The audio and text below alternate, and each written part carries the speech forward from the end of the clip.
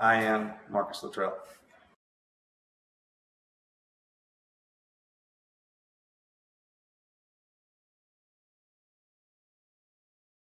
Can you tell me a story about water and the role it plays in survival? Growing up as a kid, into an adult, I knew what I wanted. My job description entitles water. So I can think of one in particular that water, especially going without it. I was in the middle of nowhere. I guess I could tell the story. I was in Afghanistan in the middle of nowhere. I was in the military, and I had been shot up real bad, and I had actually lost all of my water assets the day before. And going without water, if you've never not had water, if you've gone without for an extended period of time, you kind of understand what I'm saying. But the insanity level actually, it was incredible, because I've gone a day without it, a day and a half without it, but after about 2 days without water, the dehydration level and stuff like that, it got to a point like I had been shot a few times. I had multiple injuries, multiple broken bones, and I was actually laying down to die. And every time I'd lay down to die, the thirst would come over me, and it would drive me so crazy that I would stand up and I can't die until I get some water. And it actually kept me going. You don't really know how important it is and how much you need it until you have gone without it. And you shouldn't. That shouldn't be, actually, especially today. It shouldn't be a part of your life going without it.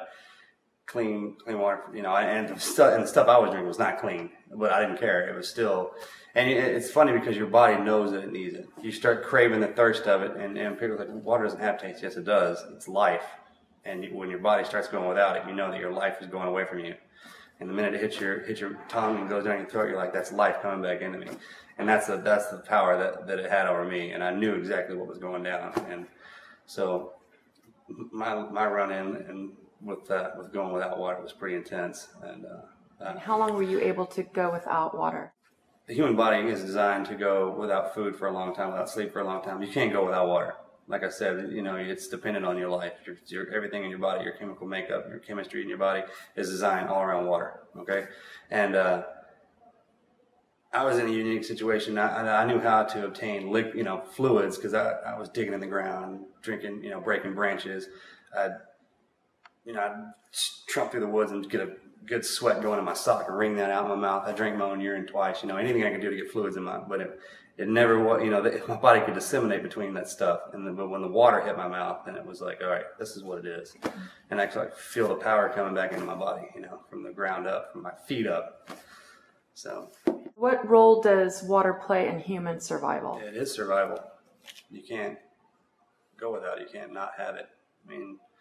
75% of the globe, 73.212% of the globe is covered in water. You know what I mean? And you know that it's a powerful substance when it's what feeds our globe. It's what makes everything survive. From the smallest little thing crawls out of the ocean to a human being. It's the most sophisticated brain function on the planet. You know what I mean? That we think. But it's amazing to watch everything grow around it, to everything come alive. When the rainstorm comes and you watch everything bloom, blossom, and turn green and become vibrant. And I think people take that for granted. You know what I mean? I don't think they understand the power of it. And it's funny because not only will water give you life, it'll also take it. Water is the most powerful substance on the planet. It can't be compressed. You can't control it. Even if you put it into a glass, eventually it's going to work its way out. It's an amazing substance. What is it about your spirituality that contributed to your survival against all odds? In my family, when we attempt to do something, we were allowed to fail. And I don't mean like grades or anything like that, but I mean like if you would say, hey, you need to do this, you got to try to attempt this. And if we couldn't get it done, that's all well and good. We were just never allowed to quit. Okay, so we'd have to keep going. Eventually you'll finish this. Eventually you'll pass this. Eventually you'll complete this. So that's the way my father raised us. He put a task at hand, and kind of like the rung on the ladder. You crawl up one, you pass one, you go to another one. Eventually you're gonna get to the top of the ladder. When you get to the top of the ladder, what do? You climb another one, and that's the way it was. It's staying motivated and never quit, keep going. Or persevere over any kind of odd kind of thing. I didn't really define this going into this, but your survival, your story about having survived what you went through. What was it that would give you hope? I mean, to take that each next step. I mean, what was that in your mind that you held on to that kept you going forward? Believe it or not, in the initial, when I was crawling through there, everyone was asking me, what kept you going? God, your family, religion, this, that, and the other. And I was like, no, and this is the God's not truth. I was so thirsty that I refused to die. And I refused to quit till I got water. And I would just keep going.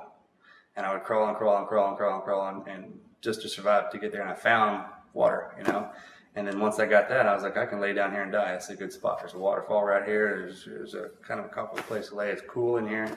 I'm good. And then some other stuff happened that didn't let me die. But the overall thing about not quitting and keep going is it was my job. And I was raised never to quit.